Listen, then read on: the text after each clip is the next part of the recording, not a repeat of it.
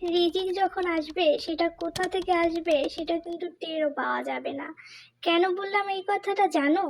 আমার বারান্দার এইখানটা অনেকগুলো পাখির খাবার হয়ে আছে, যেটা ইচ্ছে করে, আমি কিন্তু একেবারে গাছ লাগাই না, এটা কিন্তু ইচ্ছে করে আছে। আমি কিন্তু মাঝে মাঝে ওইখান থেকে এই খাবার এনে আমার পাখিদের খাওয়াই। এটা কিন্তু ওদের রিজিক। রিজিক কোথা থেকে আসবে, কিভাবে আসবে, কেবল আল্লাহই জানে। সবাই আমাদের রিজিক নিয়ে অনেক অনেক টেনশন করি, কি হবে, কি খাবো, কি করব।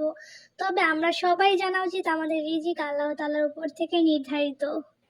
সাধারণত মাটি ছাড়া কিন্তু কোনো খাবার জিনিস হয় না, কিন্তু আমার পাখির খাবারগুলো একেবারে মাটিবিহীন হয়ে আছে, কিন্তু খুব সুন্দর। আর খাবার এত সুন্দর করে আছে, যেটা দেখলে অবাক হয়ে যাবে যে এইখানে এত সুন্দর খাবার হতে পারে। আসলে রিজিক যেখানে থাকবে সেখানে মাটি না থাকলেও আল্লাহ যদি তা চায় সেখানে তোমার জন্য ফসল অবশ্যই হবে।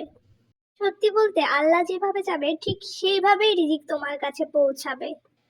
রিজিক নিয়ে দুশ্চিন্তা না করে আল্লাহর উপরে ভরসা রাখো। আল্লাহ অবশ্যই তোমার কোনো না কোনো পথ খুলে দিবেই। যা তোমার রিজিকে লিপিবদ্ধ হয়েছে তা কেউ কেড়ে নিতে পারবে না, সেটা শুধুই তোমার। সেটা যদি 7 সমুদ্র 13 নদী পার হয়ে আসে তবুও তোমার কাছেই আসবে। সকাল থেকে যখনই আমি দেখেছি যে মাটি ছাড়া এত সুন্দর ফসল হয়েছে বা এত সুন্দর ফল হয়েছে, তখন থেকেই আমার মাথার ভিতরে একটা বিষয় ঘুরতেছিল যে দেখো, মাটি ছাড়াও ফল হতে পারে বা ফসল হতে পারে বা বীজ হতে পারে। এতে এটাই বোঝা যায় আল্লাহ যদি চায় বা তোমার রিজিকে যদি লিপিবদ্ধ থাকে তা কেউ কেড়ে নিতে পারবে না, এবং সঠিক সময় তোমার কাছেই ধরা দিবে। আজকের অনেক কাজই আমার প্রায় শেষ। পাখিদের পরিষ্কার করা, পাখিদের খাবার দেওয়া। পাখিদের আজকে তো নতুন খাবার দিলাম যেটা ওদের রিজিকে লেখা ছিল। এরপর আমাদের রিজিকে যা যা খাবার লেখা আছে সেইগুলো রান্না করতে চলে আসলাম।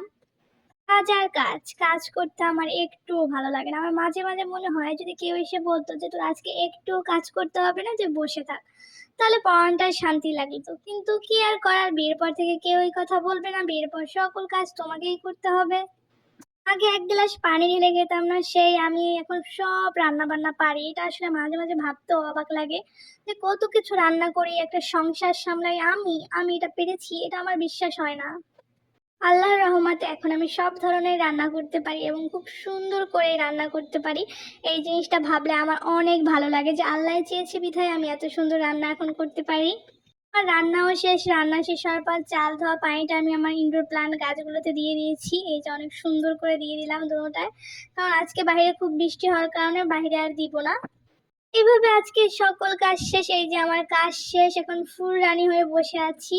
সকল কাজ শেষ করার পর আমার অনেক ভালো লাগে। আর আজকে অনেক সুন্দর একটা শাড়ি পরেছি, নীল কালার। নীল কালার শাড়ি আমার অনেক পছন্দ।